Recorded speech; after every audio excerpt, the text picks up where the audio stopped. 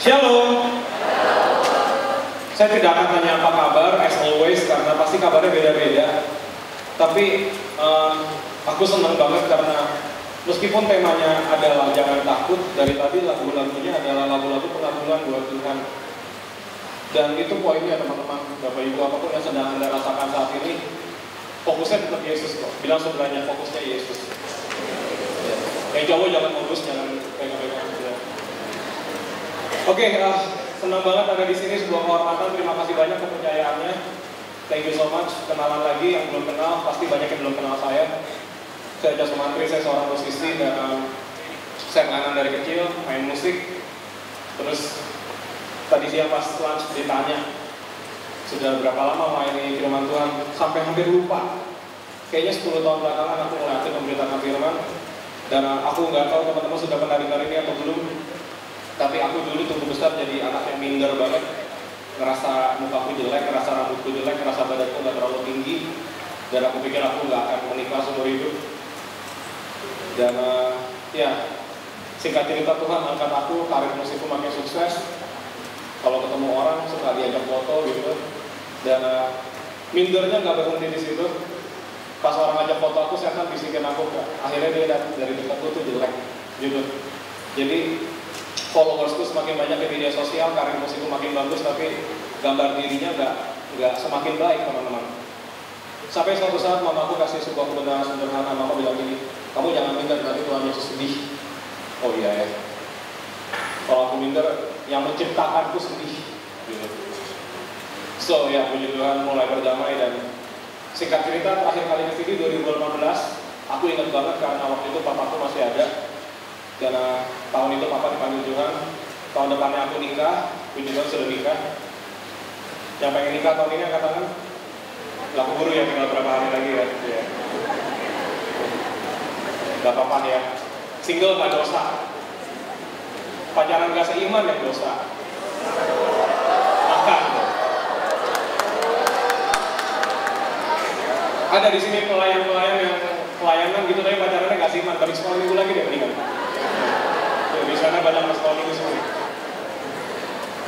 Oke, sekian perkenalannya dan aku nggak mau cerita banyak tentang diriku. Aku lebih mau share tentang Tuhan Yesus.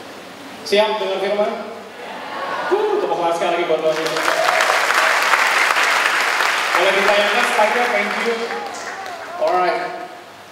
Sama-sama bilang, jadilah kuat di dalam Tuhan Yesus.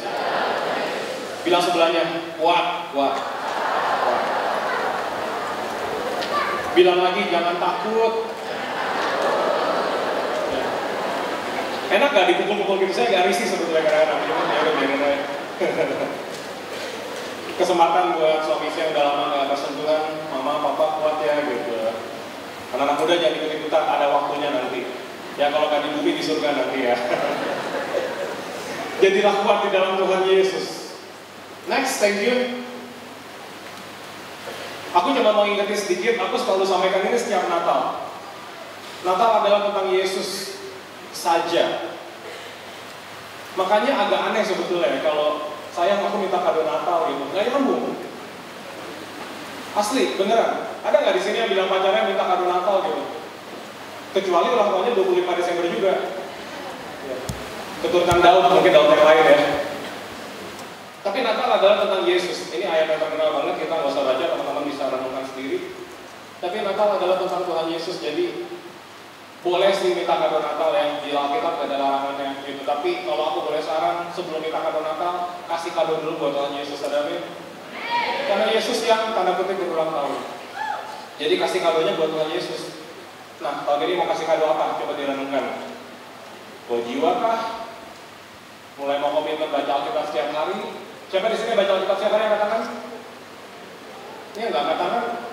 Sibuk banget ya? Tapi maraton series kelar itu sendiri satu hari. Sibuk tapi scroll up TikTok. Yoi. Jadi kita harus mendefinisikan ulang kesibukan kita gitu. Karena kalau kita cinta sama Tuhan pasti baca Alkitab setiap hari. Yang lagi single, cari pasangan yang suka baca Alkitab. Ya, karena kalau dia nggak baca Alkitab dia nggak akan bisa baca kamu. Dan kamu nggak akan bisa dibaca juga sih. Tapi orang yang suka baca Alkitab tuh makin peka dengan suara Roh Kudus gitu. Dan Roh Kudus bisa ngomong apa aja tentang pasangan kita. Natal tentang Yesus, itu dulu, sepakat dulu di sini, ada amin? Jadi please jangan lagi pada Natal gitu. Siapa yang Natal ini liburan? That's good. Selamat menikmati liburannya, tapi kalaupun nggak liburan nggak apa-apa ya. Ini aku ngomong ini bukan menghibur belaka loh, tapi sekali lagi Natal adalah tentang Yesus. Jadi 25 Desember kalau nggak kemana-mana ya ke gereja. Kalau gerejanya nggak ada ibadah ya berdoa di rumah. Suram banget sih enggak dong, kan ada Yesus. Ada amin? Next, thank you. Ketika aku dapat tema ini, tadi aku siapin banget kok ayat ini yang muncul ya. Jadi aku mengikuti saja Roh Kudus bawa kita kemana. Kita baca sama-sama 3, 2, 1. Jadi karena kita menerima kerajaan yang tidak tergoncangkan, marilah kita mengucap syukur dan beribadah kepada Allah menurut cara yang berkenan kepadanya, dengan hormat dan takut, sebab Allah kita adalah api yang menghaluskan. Bukan ayat pembuka yang menyenangkan ya. Biasanya ayat pembuka kan lebih tenang gitu. Ini ayat pembuka yang lumayan, ini saya keringetan sekarang. Bukan karena ayatnya sih, karena panas saya sih. Tapi aku mohon izin hari ini ya Bapak Ibu teman-teman untuk tidak menyampaikan yang enak-enak aja. Aku mohon izin, jadi jangan berharap khotbahnya bikin damai gitu. Terima kasih banyak. Generasi yang kuat tuh nggak bisa cuma dikasih angin sepoi-sepoi, ada amin. Generasi yang kuat butuh makanan yang keras. Ya kalau teman-teman sekolah minggu nggak apa-apa, masih belajar Daud Goliat, tapi generasi yang di depan mataku ini kalian harus kuat. Sekali lagi bilang sebelahnya, kuat.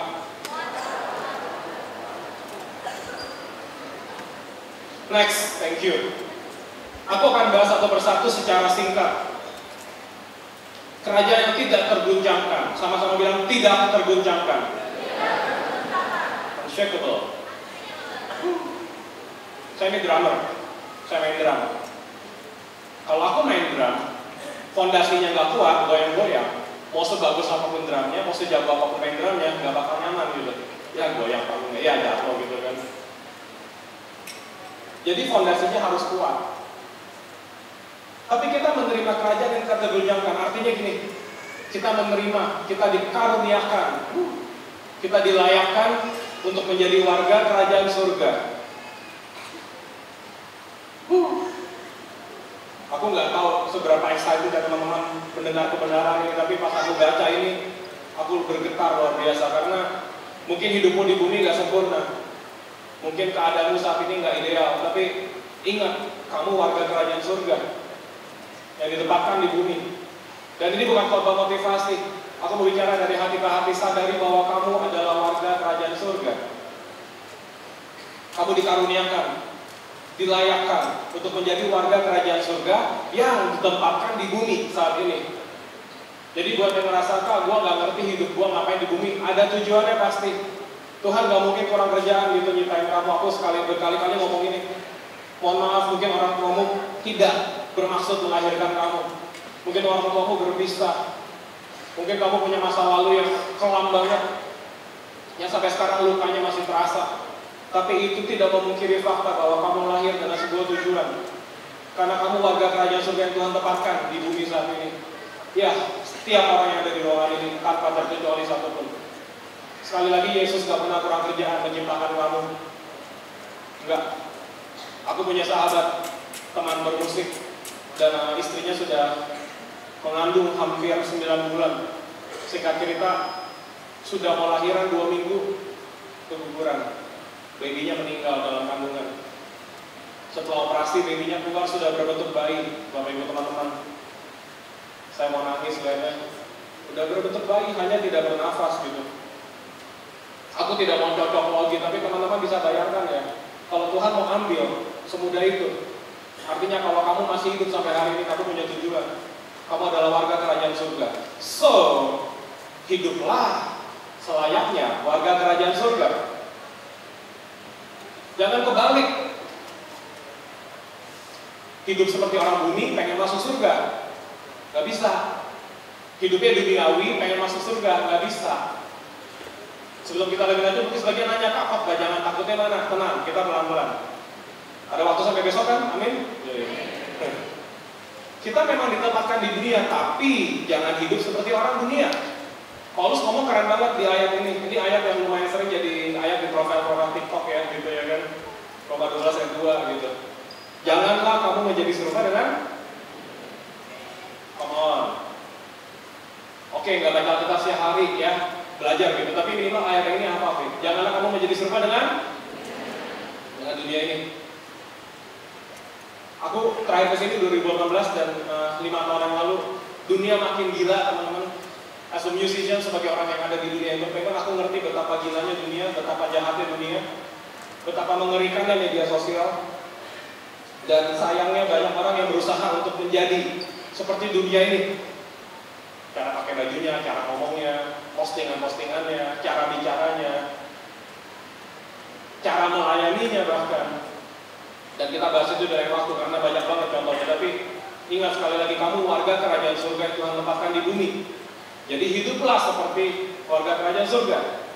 Dan seperti apa kita bahas lebih lanjut nanti. Next. Berkenan kepadanya. Ini ayatnya banyak banget. Please Bapak Ibu teman-teman baca di rumah. Aku baca satu persatu secara singkat. Roma 8 ayat 8. Mereka hidup dalam daging secara duniawi, tidak mungkin berkenan kepada Allah. Galatia 1 ayat 10. Jadi bagaimanakah sekarang? Adakah aku cari kesukaan manusia atau kesukaan Allah? Adakah aku coba berkenan kepada manusia? Sekiranya aku masih mau mencoba berkenan kepada manusia, maka aku bukanlah hamba Kristus. Tentu dari kecil udah sering dengar ya, kamu ini hamba Tuhan gitu. Siapa hamba Tuhan di sini benar katakan? Hamba Tuhan gak yang cuma pelayanan di sini atau yang di belakang loh. Kita semua yang duduk di sini adalah hamba Tuhan. Efesus 5 ayat 10. Dan ujilah apa yang berkenan kepada Tuhan. Jadi suka gak suka gini, Tuhan Yesus punya rules. Oh iya, dia maha kasih, dia menerima kita apa adanya. Tapi dalam kerajaan surga Tuhan punya peraturan, punya ketetapan, punya ketentuan yang wajib ditaati sepenuh hati. Kenapa aku tulis sepenuh hati? Karena banyak orang taatnya terpaksa. Gue taatnya biar masuk surga. Kenapa lo ke gereja? Ya kalau enggak dosa gue. Kenapa baca Alkitab? Aduh takut masuk neraka gitu. Hidupnya dalam ketakutan. Hidupnya dalam ketakutan. Padahal yang Yesus bilang tadi, jangan takut. Yang Yesaya tulis jangan takut. Itu bukan ketakutan yang seperti itu. Kalau kamu nggak bikin dosa cuma karena takut masuk neraka, sia-sia. Sia-sia hubunganmu sama Tuhan. Kita nggak boleh ketakutan sama Tuhan. Kita akan bahas itu nanti. Tapi intinya, Tuhan Yesus punya rules, punya ketetapan, punya peraturan, tata tertib. Apapun yang kita lakukan, fokusnya satu, Tuhan senang atau enggak? Itu aja. Tuhan senang atau enggak? Segala sesuatu yang sifatnya rohani, pelayanan, ngeposting sesuatu yang rohani, belum tentu Tuhan senang. Belum tentu. Aku di sini nggak mau jadi hakim ya, karena nggak ada yang bisa menghakimi juga. Tapi izinkan aku mengingatkan dari hati ke hati bahwa apapun yang kita lakukan, pelayananmu sesibuk apapun, belum tentu berkenan di hati Tuhan. Dan aku ngomong sebagai seseorang yang puji Tuhan sudah pelayanan dari kecil. Aku ngerti bahwa menyenangkan diri sendiri, cari kemuliaan buat diri sendiri, itu beda tipis banget. Kamu sibuk di gereja, makasih ya, udah melayani gitu. Tapi Tuhan lihat hati, Tuhan lihat betapa seberapa tulusnya kamu melayani. Seringkali kita posting sesuatu yang rohani, mungkin maksudnya baik, orang menganggapnya begitu, padahal kita cuma pengen bikin kontroversi aja, keributan aja. Sangat banyak hal yang perlu kita pikirkan lebih dalam. Makanya buat teman-teman yang sehari bisa ngepost 3-4 feed gitu di media sosial, salut. Karena satu aja butuh pemikiran.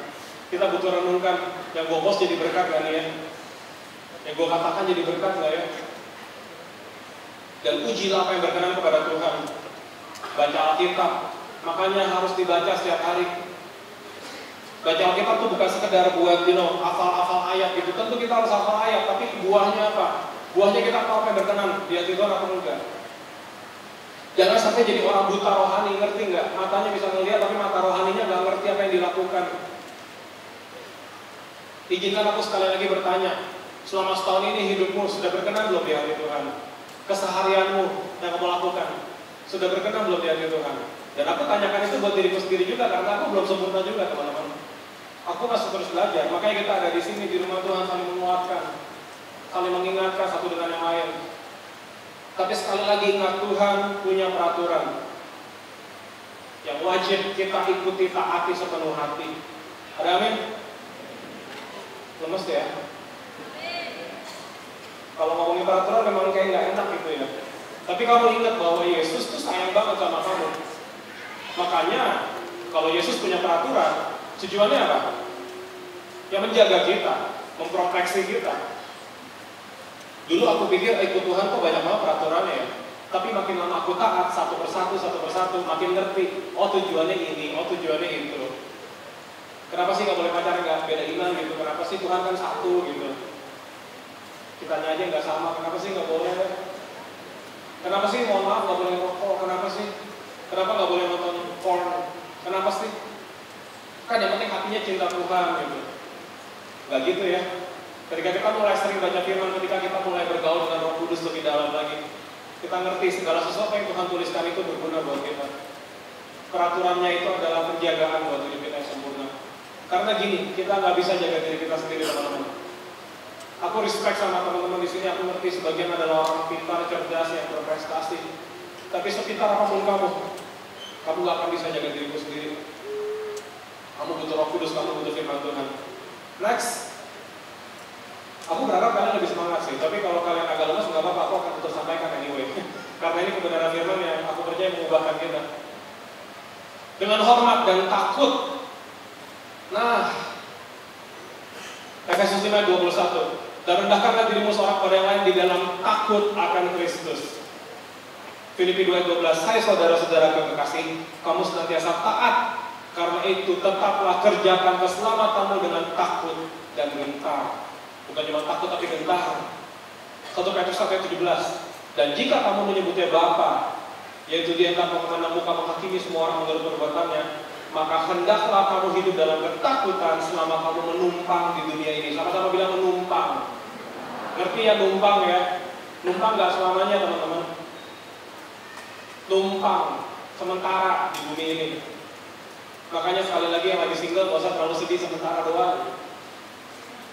Amin, mau buru-buru pulang maksudnya. Menumpang sementara. Tapi poinnya ini, Tuhan Yesus bukan hanya harus dikasihi, namun ditakuti. Ketakutan ilahi apa sih? Penghormatan. Bukan ketakutan yang tadi tuh. Kalau gue baca kita masuk neraka. Kalau gue nonton film porno, sampai gue kebakar. Enggak gitu ketakutannya. Hormat sama Tuhan. Hormat, menyadari Tuhan di atas segala Tuhan, Raja di atas segala Raja, penguasa semesta ini. Hormat sama Tuhan. Dan aku khawatir di akhir zaman ini, di hari-hari ini, anak muda cinta Tuhan, oh iya, on fire buat Tuhan, nyanyi, loncat-loncat, pelayanan, sampai kurang tidur. Wah, ngapain semua buat Tuhan. Tapi penghormatannya ini, penghormatan ini penting. Aku berusaha mencari terjemahan sehari-hari Indonesianya sederhananya dari 1 Petrus tadi. Ingatlah, Allah yang kita panggil Bapa itu tidak membeda-bedakan orang, artinya Bapa adil. Dia akan menghakimi kita semua sesuai perbuatan kita masing-masing. Oleh sebab itu, hiduplah dengan hormat dan takut kepadanya selama kita hidup sebagai pendatang di dunia ini. Terjemahan lain pun gak jauh maknanya, dengan hormat dan takut. Generasi ini butuh lebih menghormati Tuhan Yesus. Oh yes, kamu menghormati pemimpinmu, kamu menghormati gembalamu di bumi. Tapi pertanyaannya, kamu hormat gak sama Tuhan Yesus?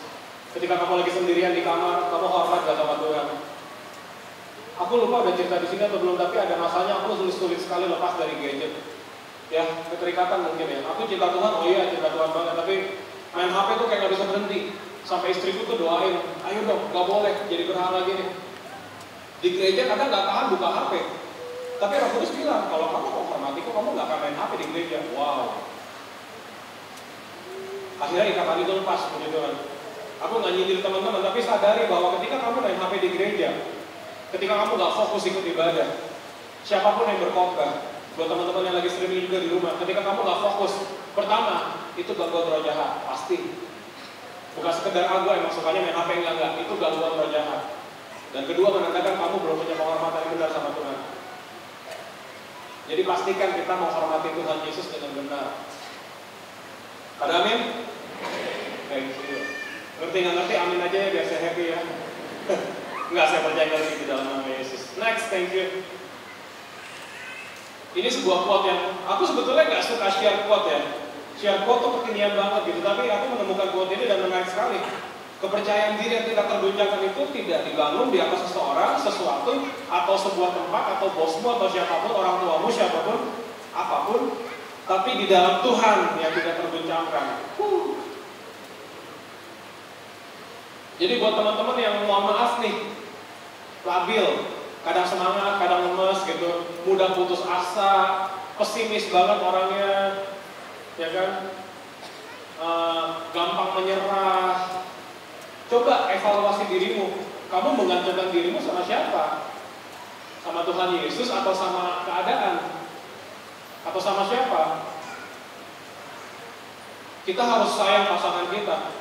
Saya sayang banget sama istri saya, tapi saya ngerti, saya nggak boleh berharapkan dia. Saya sayang banget sama orang tua saya, dan Tuhan izinkan apa saya dipanggil. Semakin kesini saya semakin belajar bahwa, wah gimana ya, memang benar-benar cuma Tuhan yang bisa diandalkan. Memang benar-benar cuma Tuhan yang gak pernah mengecewakan. Banyak anak muda yang jadi malas ke gereja karena kecewa sama orang-orang di gereja. Dan aku gak salahkan kalian. Kalian berhak kecewa. Tapi pertanyaannya, mau sampai kapan mengandalkan manusia? Mau sampai kapan pelayananmu hanya melihat manusia? Mau sampai kapan kehidupan rohanimu bertumbuh kepada manusia? Ketika ada Yesus yang tidak tergoncangkan, pastikan fokus kita hanya kepada Yesus yang tidak tergoncangkan. Manusia bisa meninggalkan, manusia bisa lupa, tapi our unshakable God ini beda, ini lain. Aku berdoa teman-teman bisa mengerti hanya Yesus yang bisa diandalkan. Dan terkadang kita harus jujur bahwa ketika kita mengandalkan Tuhan pun, jawaban doa kita belum tentu dijawab. Keadaan belum tentu terjadi seperti yang kita inginkan. Mungkin aku sudah share beberapa kali, aku sangat mengandalkan Tuhan dalam kekeluargaan, dalam kasus papa mamaku. Papa mamaku nggak rukun beberapa kali. Tapi aku SMA Tuhan izinkan mereka berpisah. Gak mudah menceritakan ini. Mungkin udah sering aku ceritain juga. Masih gak mudah juga. Tapi aku ngerti bahwa ketika orang tua aku memutuskan untuk berpisah, ketika hal yang terjadi tidak sesuai dengan yang kita harapkan, Tuhan Yesus tetap bisa kita andalkan. Aku nggak kenal teman-teman satu persatu. Mungkin sebagian di sini udah berpikir gua 3-4 tahun lagi mau kemana? Ke Jakarta, Singapura, kemana kalian maunya? Bangun karir, bangun usaha, kuliah, belajar. Tapi jangan hidup dari passion. Jangan hidup dari cita-cita. Aku juga mau bicara dari hati ke hati buat para orang tua di sini. Aku sangat menghormati om tante, bapak ibu, tapi jangan memaksakan kehendakmu sama anak. Karena yang tahu terbaik hanya Tuhan. Ya, yang barusan boleh di-cut tuh 3 detik kasih papa mama kalau dipaksa ngapain teman-teman. Apalagi kalau dipaksa berjodoh sama siapa udah gak zaman ya sebetulnya ya. Aduh biar bisnis papa lancar, egois banget pak, jangan pak. Hidup ini tentang Yesus, tentang kehendak Tuhan. Karena ketika kita berjalan bersama Tuhan, kita bisa mengalami itu loh, kerajaan yang tidak tergoncangkan itu. Ada amin? Next. Aku mau bicara tentang generasi secara singkat.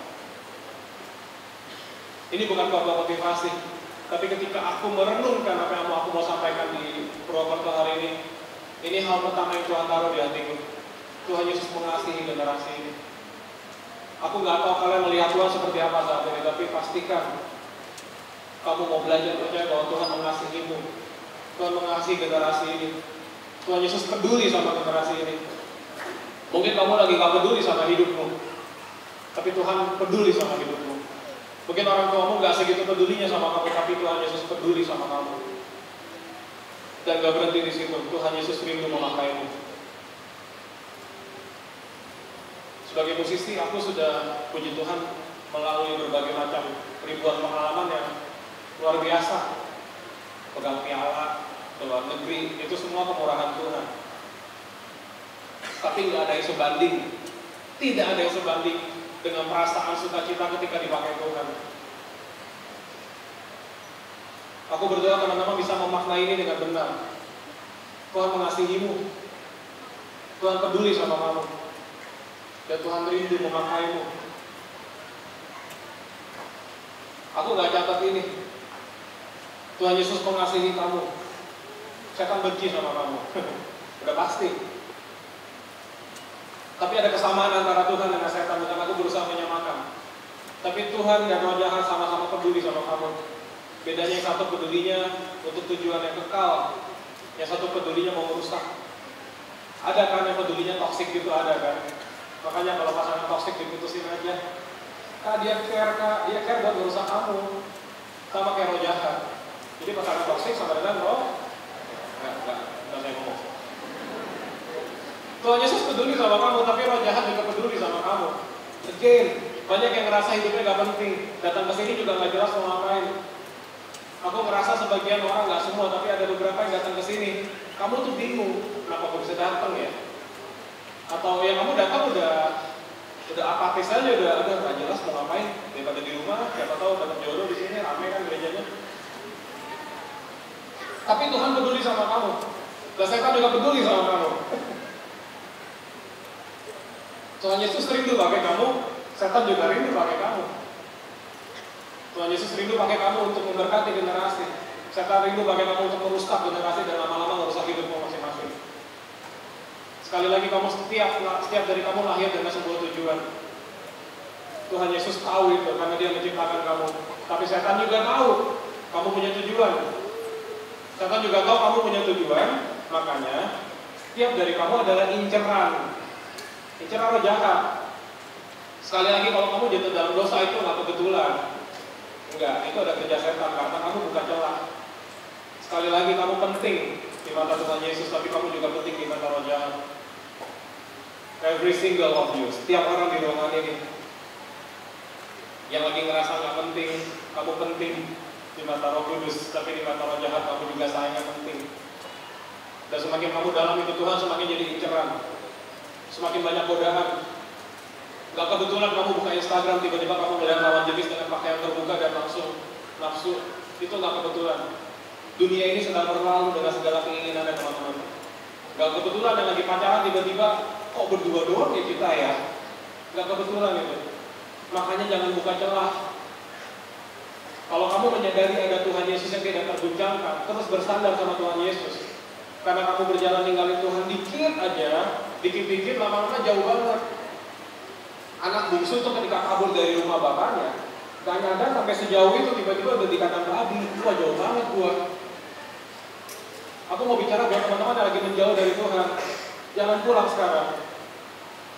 Kak, emang kalau udah kejauhan gak bisa pulang? Bisa, tapi prosesnya lebih panjang lagi. Sedangkan Tuhan Yesus rindu memakai kamu, bukan tahun depan, tapi saat ini. Sekarang ini. Setiap dari kita tuh punya platform. Puji Tuhan aku punya media sosial yang followersnya lumayan. Tapi banyak orang yang jauh lebih banyak. Ada juga yang lebih dikit.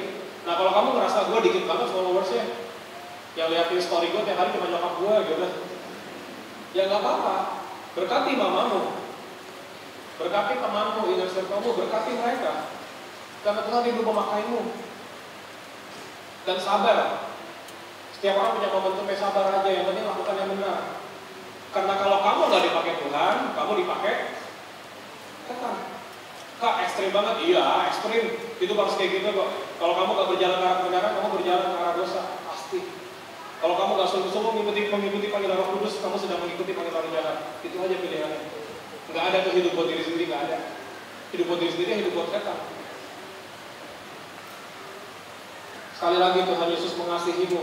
Tuhan Yesus peduli sama kamu. Dan Tuhan Yesus rindu memakaimu. Next. Aku akan tutup dengan 4 poin ini. Akhirnya ditutup ya? Enggak. Unshakable generation. Pertama, generasi yang mengerti bahwa dia dicintai dengan kasih yang sempurna. Banyak orang yang mungkin sayang sama kamu, tapi kasihnya nggak sempurna. Karena mereka punya keterbatasan. Aku sayang banget sama istriku, tapi aku ngerti kasihku belum tentu sempurna. Kasih Yesus sempurna. Generasi yang tidak terguncangkan harus menyadari bahwa dia dikasihi dengan sempurna. Aku nggak tahu firman ini seberapa dalam menyentuh kamu. Buat kamu yang keluarganya lagi baik-baik aja, kamu dekat sama orang tua, mungkin firman ini biasa aja. Tapi buat teman-teman yang lagi punya masalah, yang lagi ngerasa sendiri, yang ngerasa dunia ini gak peduli sama kamu, dan memang dunia gak akan peduli sama kamu. Dunia cuma mau cari yang keren aja dari kamu. Dunia cuma mau cari untungnya aja dari kamu. Pas lagi viral, FYP. Kalau postingannya gak keren, udah hilang. Itulah cara kerja dunia. Tapi Yesus mengasihi kamu dengan kasih yang sempurna. Makanya dia lahir. Makanya dia mati, makanya dia bangkit. Lalu berikutnya, unshakable generation adalah generasi yang mengerti bahwa Tuhan Yesus harus dihormati, bukan sekedar dicintai. Penghormatan dan cinta ini kalau berjalannya bersamaan, hidupmu powerful banget. Kalau kamu cinta, artinya kamu bisa tulus mengasihi Tuhan Yesus. Kalau kamu hormat, artinya kamu ngerti siapa Tuhan dalam hidupmu, posisinya seperti apa, dia prioritas. Kamu bangun pagi, kamu berdoa, kasih penghormatan terbaik buat Tuhan. Ketika kamu tergoda di HP-mu melihat sesuatu, ketika kamu tergoda ngomongin orang, ketika kamu tergoda ngelakuin dosa-dosa favoritmu, kamu mau bilang stop di dalam nama Yesus, aku mau hormati Tuhan. Lalu generasi yang rindu untuk terus belajar hidup di dalam kekudusan. Tidak terguncangkan tuh bukan bicara kekuatan otot, seberapa gagah kamu, seberapa lantang suaramu, seberapa keras kamu berteriak, seberapa besar wibawamu. Mungkin dunia bisa diintimidasi dengan cara-cara seperti itu. Kalau lagi berantem yang suaranya kenceng teriak, oh gitu, orang takut. Kalau lagi berantem lihat yang badannya gede, yang rajin nge-gym, yang olahragawan, oh orang takut. Tapi hidup di dalam Tuhan, generasi yang tidak terguncangkan di dalam Tuhan lebih dari sekedar itu. Mereka ngerti tentang kekudusan, karena kekudusan adalah benteng, kekudusan adalah yang melindungi kita dari dosa. Aku nggak ngerti teman-teman melihat kekudusan seperti apa, tapi nggak kebetulan Allah Roh Kudus menamai dirinya Roh Kudus. Ini pembahasan yang lain kapan-kapan, tapi teman-teman harusnya ngerti seberapa penting kekudusan. Karena Roh Yesus itu kudus, dan Roh itu ada dalam diri kita.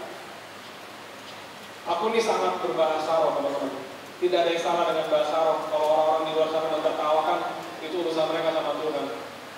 Tapi let me tell you bahwa dipenuhi Roh Kudus bukan sekedar yang berbahasa roh, nangis, gemeteran, berlutut.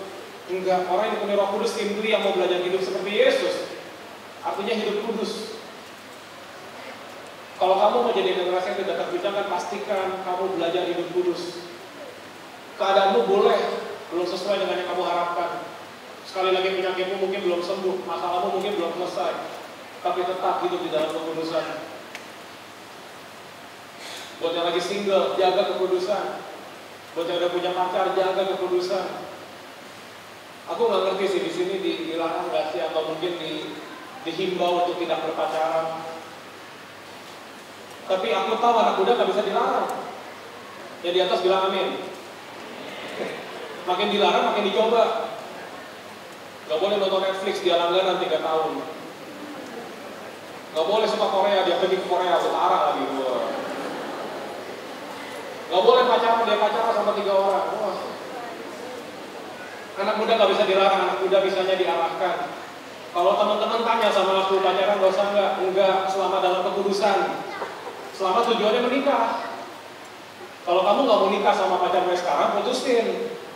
Tapi kalau kamu membayangkan bisa bangun rumah tangga sama dia, berdoa dan jaga kekudusan. Aku mau bicara buat pelayan-pelayan Tuhan di tempat ini, jaga kekudusan. Buat teman-teman yang pakai baju kuning, aku respect, aku mengasihi kalian. Tapi baju itu bukan sekedar, wah kembar-kembaran, enggak. Jaga kekudusan. Panitia pengurus harus jaga kekudusan. Itulah definisi dari generasi yang tidak terguncangkan, yang mau belajar hidup kudus karena menghormati Tuhannya. Dan yang keempat, generasi yang rindu untuk memberitakan Injil. Aku mau nanya sama teman-teman, di poin ini, di detik ini, di fase hidupmu saat ini, ada nggak kerinduan menceritakan tentang Tuhan Yesus? Ada nggak kerinduan mendoakan orang lain? Ada nggak kerinduan kalau lagi kumpul keluarga, tahu keluarganya tuh belum bertobat, gue pengen doain, pengen biar dia bertobat gitu. Kalau ada puji Tuhan, tapi kalau nggak ada, berdoa, minta api itu dalam hidupmu. Karena kalau kamu cinta seseorang, kamu pasti akan ceritain dia terus. Yang gak kenal aja kamu ceritain. Ganteng banget, mukanya putih banget, lebih putih dari tembok. Wah, iya. Aktor, aktris Korea yang kita lihat di series aja bisa kita ceritain ke orang-orang kan. Actingnya oke banget, gue doain jadi jodoh tuh di hidup nyata gitu. Siapa kita nggak kenal gitu kan, kita doain. Yang Crash Landing on You siapa namanya, itu series yang diberkati Tuhan sekali, luar biasa itu. Gara-gara series itu aku jadi nonton Korea sama istriku. Dan akhirnya mereka berdua menikah, kita happy banget. Padahal kenal juga enggak, di follow back juga enggak. Memang hidup itu terkadang menyedihkan. Tapi nggak apa-apa. Itu mencerminkan bahwa ketika kita menyukai sesuatu, kita akan cerita sama orang. Ada tempat nongkrong enak, dekat sini baru. Dibayar nggak, di endorse nggak? Enggak. Kita cerita aja, karena kita tahu itu berguna buat orang lain. Ketika Yesus dalam hidupmu itu spesial, ketika dia istimewa dalam hidupmu, nggak mungkin kamu nggak mau cerita sama orang lain. Oh iya, kita nggak boleh kristenisasi, enggak. Tapi memberitakan Injil harus. Aku sering menanyakan ini, izinkan aku mau ngulangi. Siapa di sini yang nggak punya ya, yang tidak punya Instagram, angkat tangan. Oh, yang angkat tangan penghuni surga itu luar biasa. Oke, mengerucut. Siapa yang nggak punya TikTok, angkat tangan. Ya sayang banget. Berarti yang lain yang nggak angkat tangan punya ya? Atau enggak, gue nggak peduli aja sama hidup gue kan. Tapi buat yang punya, beritakan Injil. Come on. Kan nanti gue di-unfollow kalau terlalu rohani. Bodo amat, nggak apa-apa. Itu pikul salib modern kita tuh teman-teman. Aku sering sampaikan ini, aku ulangi lagi. Kalau kamu dijauhi karena kamu memberitakan Injil, karena kamu hidupnya rohani, karena kamu jaga kekudusan, itu pikul salib. Tapi mohon maaf kalau kamu dijauhi karena kamu nyebelin, karena media sosialmu rohani tapi perkataanmu kasar, suka bohong juga, suka selingkuh gitu ya, itu yang salah di kamu. Tapi kalau kamu sudah hidup dalam kebenaran dan orang menjauhi kamu, santai aja. Bilang sebelah, santai aja bos. Karena bagian kita adalah memberitakan tentang Tuhan Yesus, itu aja. Let me tell you, dunia belum tentu peduli sama kisah hidupmu. Beneran. Mungkin kecuali kamu suka kenal Blackpink atau BTS, orang mau tahu, waktu kecil lo ngapain sih gitu. Kalau enggak sih dunia mungkin nggak mau tahu segitunya. Siapa di sini yang pernah nge-post video di TikTok sambil nangis? Satu tetesan air mata dapat gift, siapa? Ketika kamu nge-post video lagi nangis, orang bisa aja care sih. Kalau yang lihat mentormu, hamba Tuhan mungkin didoain dalam nama Yesus. Ada damai sejahtera gitu kan. Tapi orang yang belum kenal Tuhan, lihat kamu nangis diketawain, nangis, maskaranya muncul. Boleh curhat, tapi sama Yesus. Jangan curhat sama followers, curhat sama Yesus, curhat sama komunitas. Sama cool silakan curhat, yang bisa dipercaya. Tapi selebihnya cerita tentang Yesus. Ada amin? Kasih tepuk tangan buat Tuhan Yesus. Next, terakhir. Aku akan tutup dengan ini, tutup beneran. Karena wajah-wajahnya sudah mulai mengintimidasi nih, lapar gitu. Habis ini kita mau makan lilin Natal sama-sama ya. Di sini beda. Bisa lilin Natal nyala ini kita makan ya. Ketika kita fokus untuk takut dan menghormati Tuhan Yesus dengan benar, renungkan ini, camkan ini dalam hati, patrikan ini baik-baik. Kamu tidak perlu takut dan khawatir akan apapun. Ketika kamu belajar untuk menghormati Tuhan Yesus dengan benar, kamu bisa baca ayat di Yesaya itu, janganlah takut. Tapi sorry, kalau masih hidup dalam dosa, masih main-main sama kebenaran firman Tuhan, ayat itu gak berlaku buat kamu. Generasi ini perlu lebih mengerti, kita gak bisa klaim ayat sembarangan. Ada ayat yang misalkan, karena masa depan sungguh ada dan harapanmu gak akan hilang. Iya, syaratnya apa? Hidup dalam kebenaran. Ketika kamu menghormati Tuhan Yesus dengan benar, kamu gak perlu takut dan khawatir akan apapun, karena Dia yang tanggung jawab sama masa depan kamu. Karena Dia yang tanggung jawab sama kesehatanmu. Karena Dia yang tanggung jawab sama keluargamu. Tapi please, Jangan menuntut Tuhan kalau kamunya masih main-main sama dosa. Please, jangan bawa ayat firman Tuhan kalau kamunya belum mau sungguh-sungguh hidup dalam kebenaran firman Tuhan. So, aku mau doa sederhana hari ini. Yuk kita pejamkan mata. Aku mau berdoa buat generasi yang mau sungguh-sungguh hidup dalam penghormatan kepada Tuhan Yesus. Kamu gak boleh takut sama dunia ini. Iblis sudah dikalahkan di bawah telapak kaki kita orang percaya. Bukan hanya di bawah telapak kaki Yesus, tapi di bawah telapak kaki kita orang percaya kepada Yesus. Tapi kalau kamu terus main-main sama dosa, kamu belum mau sungguh-sungguh hidup dalam firman Tuhan, wajar kalau kamu hidup dalam ketakutan. Tapi kalau kamu mau sungguh-sungguh memandang Yesus, kalau kamu mau sungguh-sungguh memandang perkara yang kekal, kalau mau kamu sungguh-sungguh mengarahkan matamu hanya kepada Yesus, kamu gak perlu takut dan khawatir akan apapun. Oh, ya.